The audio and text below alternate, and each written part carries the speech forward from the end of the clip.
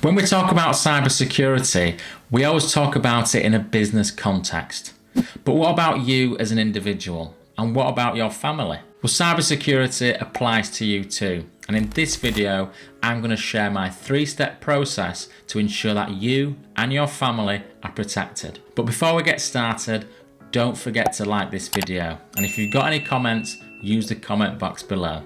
Now let's just forget about business for a minute. All of our personal lives are online. We have access to our bank accounts and our smartphones. We've got credit and debit card details stored in online shops like Amazon. Plus, we've all got multiple social media accounts. And our children spend so much time online. I'm nearly 40 years old, and during my 20s and my 30s, technology has come into my life more and more. My children are 11 and 12 years old, and they have grown up with technology in their lives. It is their norm. We all know how to use technology, but few of us know how to use technology securely.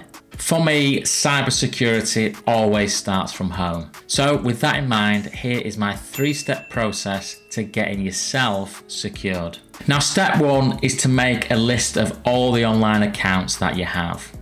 Now, this might seem a bit tedious, but I think it's really essential. So to get you started, here's a few ideas. Firstly, all your financial accounts. That's credit cards, bank accounts, loans, mortgages. Secondly, it's online subscriptions and online shopping. Things like Amazon. What about supermarkets where you have your credit card details stored? What about any personal email accounts you have? Get them all listed down. And thirdly, it's social media. What about Facebook, LinkedIn, Instagram, any other social media accounts that you have? Get all those onto the list. Now, once you have that list, it's time to move on to step 2. In step 2, we need to improve our passwords. Now, us humans have a bit of a problem with passwords, and that is we can't easily remember anything that is long and complex. But our passwords need to be long and complex. So what we end up doing is choosing something really easy, like a pet's name. Did you know the most common password used in the world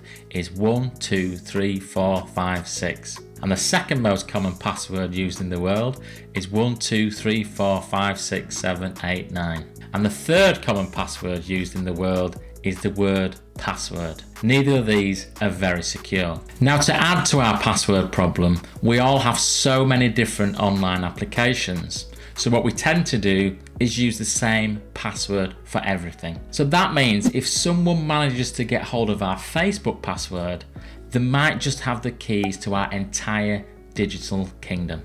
So what is the way around these password problems? The answer to our problems is to use a secure password manager. That secure password manager then becomes our password brain. You can set a complex and different password for each of your online applications, and you'll never have to remember it. The online password manager does everything for you. It's hard to believe, but if you ask me for my LinkedIn or my Facebook password, I honestly wouldn't be able to tell you what it is, because all mine are stored in my password manager. Now, the secure password manager that I recommend is one called onepassword.com, and you can get a family pack which covers you up to 5 people, all for just over £4 per month. This is great value, and it can really increase your cyber security. So at this moment in time, you should have a list of all the online applications that you use, and you should have a complex password for each of them, all stored in your online password manager.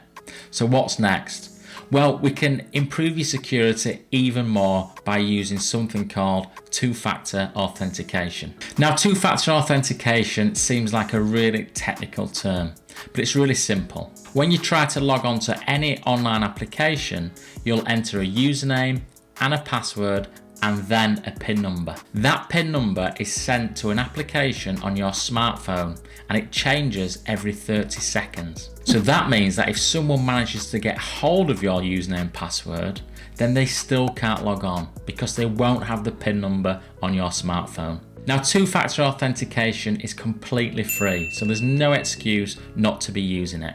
Now, the app I recommend that you install on your smartphone is called Authy. You can then configure two-factor authentication on all your social media apps, all your banking applications, Amazon, PayPal, pretty much everything. Lots of online companies now have two-factor authentication available. Now, one last thing on two-factor authentication. Don't assume that these big companies are looking out for you. Two-factor authentication is something that you have to log in and turn on yourself. For example, I've got a Barclays card and two-factor authentication is available, but I had to go in and actually switch it on and configure it myself. That's the case for lots of companies. Two-factor authentication is available, but you've got to turn it on yourself. I hope this video has been helpful. You can go out today and get yourself secured easily and cheaply. Don't forget to include your children too. Children spend a lot of time online, so check their online applications and make sure that two-factor authentication is available. Now, if you've enjoyed this video, why not subscribe? I publish videos every Tuesday and every Friday, so I'll see you again soon.